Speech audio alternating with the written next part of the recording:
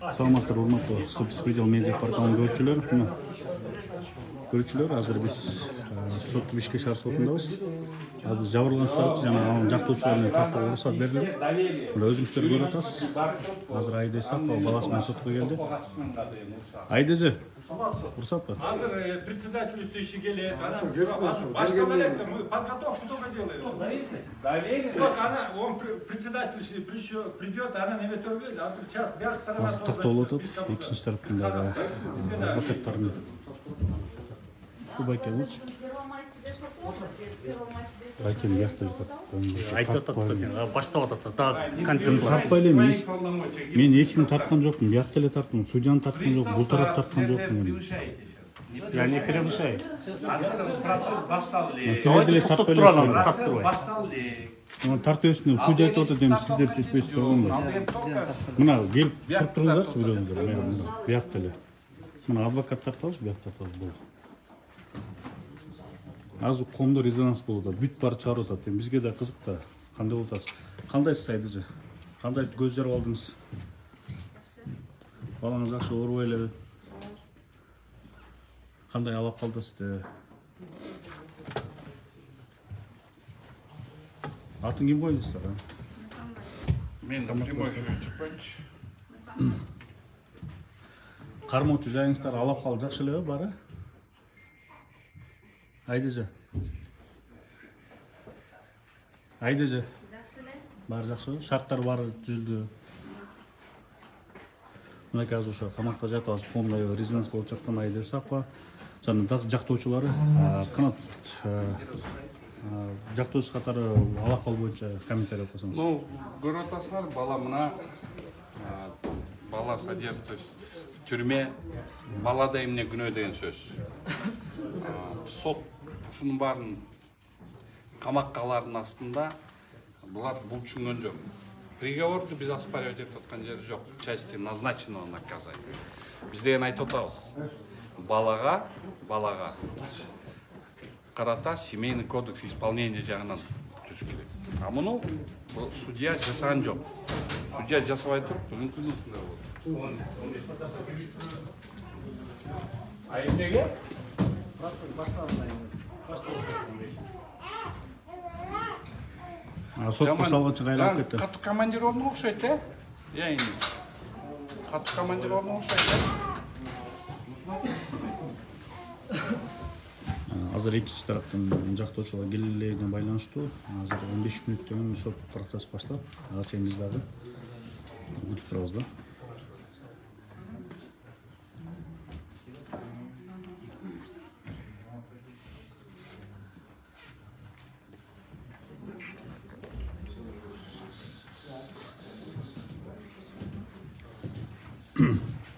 Замир Байке да жактоочу. Замир Байке биз сен тада мындай кылбайсың. Сен мага телефон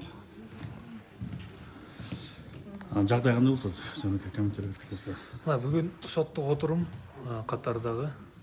Биз билбейбиз бүгүн соттук отурум бүтөбү бүтпөйбү, бирок өткөн соттук отурумда жабырлануучу тарапты сураганбыз. Бүгүн кезек боюнча айыпталуучу тарапты суралат, айыпталуучу тарап суралат. Андан кийин иш материалдарын изилдеп жарыш сөзгө өтүп калышыбыз мүмкүн. Анан негизи мындай да, биз мына азыркы күндө айтып атабыз, 17 расписка бар экен. Айына 12%тен берилген. Анан мына азыр жарыш сөздө деле түшүнөсүздөр, эгер бул жерде болсоңуздар. Айына 12%дан берилсе, жылына 144% болот. Анан биз айтып атабыз, мыйзамга ылайык пайыз эсептелбейт, эгер алдамчылыкты айыптап атсачы. Пайыздан сырткары берилген сумманы эсептегенде 13 миллион тегереги, 12 миллион тегереги. Анын 6 миллиондон ашыгы берилген, 7,5 миллион калган. Аны Аида Исакова ооба деп мойнуна алат. Мен берилек, мен бере албай калдым деп.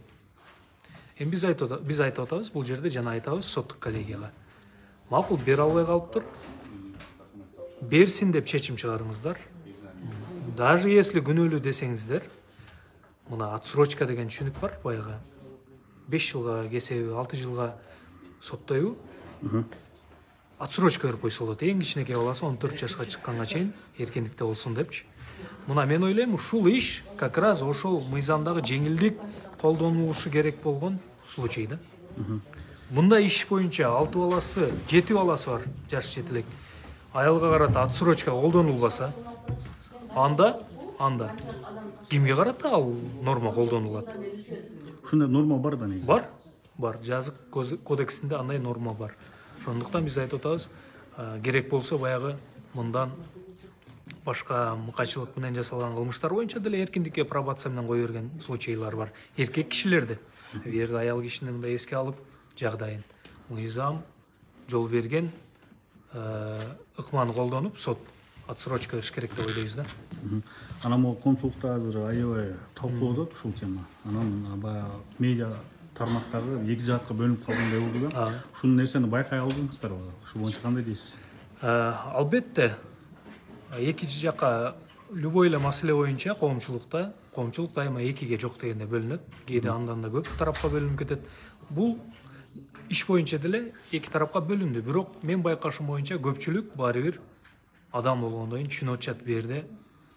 Канчалык туура эмес иш кылбасын, бул жагдайда 6 баласы болсо 7-син төрөйүн деп жатса, судья мындай жолго барбаш керек деген пикирлерди мен ар кайсыл соц тармактарда, маалымат булактарынын түбүндө комментарийлерден коомчулук тарабынан окуп жатам жана ушул туура пикир деп ойлойм. Рахмат. Азыр эмне себептен болуп калды? Эки тараптын Азыр мындай болуп калды да. Негизи алып чыккан болчу. Анан судьялар чыга элек, себеби экинчи тараптын жактоочусу кичине кармалып жатат. Бирок бул жерде бала менен кайра убара кылып тияка алып кирип отурбай эле.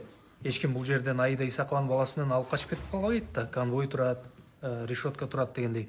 Ушул жерде эле кармашса болмок. Силер мына видеого тартып баштаганда коомчулук ушул баласы менен аялды решеткада көрбөсүн дештиби, айтор конвойлор алып кирип кетип калды да. Мага да бул өтө бир одоно окуя болуп атат.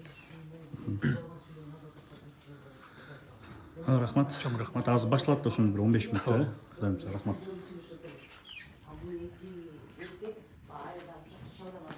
Жиксте сүйлөп коюш бизде. Жо, мына түз эфир болуп атат эже. Түз эфир болуп атат. Элдер көрүп атат, айтып койсоңуз болот да.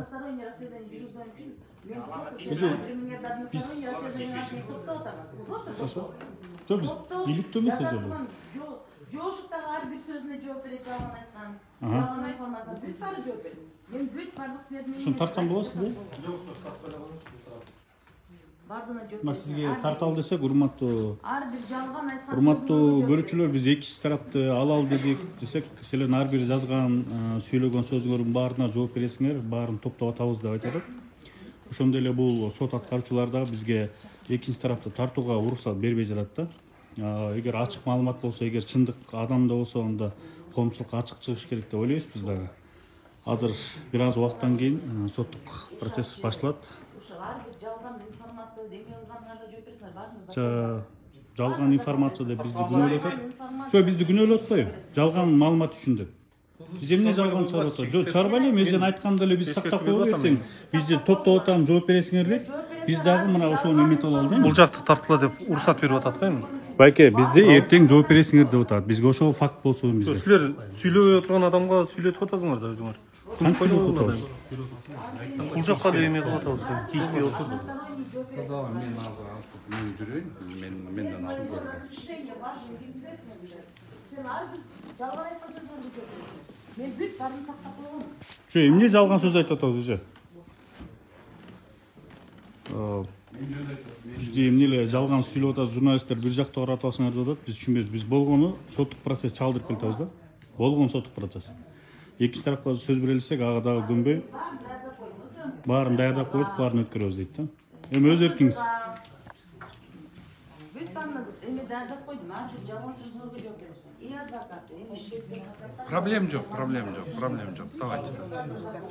Баарына закон бар дейт, баарына жооп бересиңер дейт. Эми ушул боюнча Бул уже мындайча айтканда соттук процессте азыр бул айтып аткан сөздөрү бул деген толугу менен адвокатский деятельностьке киришүү деген сөз. Бул деген адвокаттарга басымдуу деген сөз. Бул азыр бизде басымдуулук кылып атат. Бул деген ушундай нерселер менен коркутуп, үркүтүп биринчи райондук сотто да ушундай эмелерди көрүлдү. Азыр бияктан дагы ушинтип эле коркутуп үркүтүп эле бул кишиден куруп калат экенбиз да биз. Эми буларда кандай кимдин связьдары менен жүргөнүн муну да билебиз астастыкта. Булар астастыктап атат, биз да тастыктадык көп нерселерди. Телефонный переговорлор да чыгып калды выемка менен. Азыр анын баарын деген биз тастыктайбыз. Ошондо ким жалганды айтканын, ким мошенник экенин ошондо доказывать. Мен бул ишке деген процессуалдуу гана ретинде катышып адвокаттык өзүмдүн ишимди жасап атсам, мени потерпевший сторона Facebook'ta бок менен төгүп атат. Менин үй бүлөмө чейин киришип кетип атат. Ошондуктан мен принципиалдуу түрдө бул ишти эми до конца чыгарамын. И еще менде кемпир бар, Зульпия деген. Ошондон $75,000 алып, ошол распискалардын баарын ачыктап чыгам. Именно ошолордун баарын ачыктап чыгам, анан ошондо көрөлү. Ким кандай экен. Анан эмне биякта Дордойду иштеп эле, Дордойдун материалдары менен элди коркутуп, үркүтүп менен эле күн бүтүп калат экен. Эмне элди ушунтип эле кыйын болуп туруп сүйлөсөң эле ушундай кыйын бекен. Бизди коркуткандай. Бизди коркутканга соттук процесстин участниктерин коркутууга эч кимге укук берилген эмес. Бул соттук процесс. Мен чыгып алып туруп тияктан эшиктен каргап шилегеним жок, урушкан жерим жок. Мен соттук процессте сүйлөп атам. Мыйзамдын негизинде сүйлөп атам. А мен мыйзам негизинде сүйлөп атсам, мени кайра, мен УКМКга сени каматам деп атат. Өзүңөр уктуңар. Мен сени дейт УКМКга каматам дейт. Жооп бересиң ар бир сөзгө дейт. Бул деген адвокатка түзмө-түз басмырлоо. Рахмат. Рахмат. Азыр бираздан кийин соттук процесс башталат. Ошондо биз кайрадан түз эфирге чыгабыз. Биз акмал туруңуздар, алыстабаңыздар. Колдон келсе көп ушул видеону бөлүшүп койсоңуздар.